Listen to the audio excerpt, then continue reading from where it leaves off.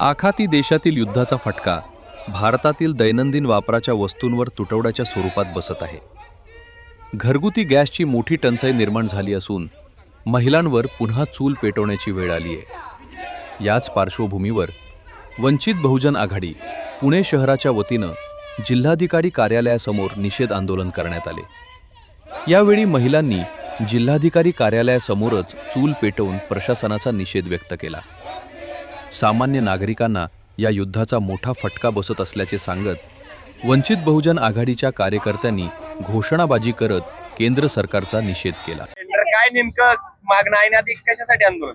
आता तुम्ही वाढतं पाहिलं की युद्ध चालू आहे. इराणचं युद्ध चालू आहे, पण इराणच्या युद्धादरम्यान जे भारतामध्ये ज्या गोष्टी कमी पडतात ते सर्वात मोठा घात हा गॅसवर झालेला आहे. जे तेल मिळतं, गॅस मिळतं त्याच्यावर, आणि सगळ्यात जास्त तर सामान्य व्यक्ती हा धडपडला गेलेला आहे. सामान्य व्यक्ती सिलेंडरच्या लाईन मध्ये येऊन चक्कर खाऊन पडायला लागलाय.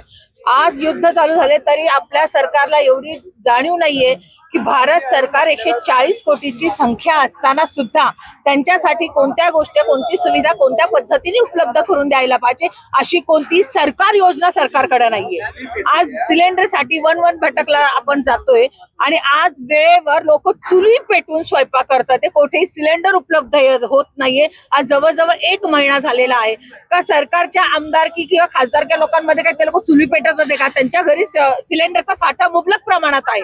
मग गरीब जनताची रस्त्यावर येण्यापुरता ही सरकार अशा पद्धतीने का वागत आहे? जेव्हा की सरकारचं मुख्य धोरण आहे की आम्हाला मूलभूत हक्क मिळले पाहिजे आणि जेव्हा आमच्यावर कोणत्या अडचणी येतील तेव्हा सरकारने याची जबाबदारी घ्यायला पाहिजे.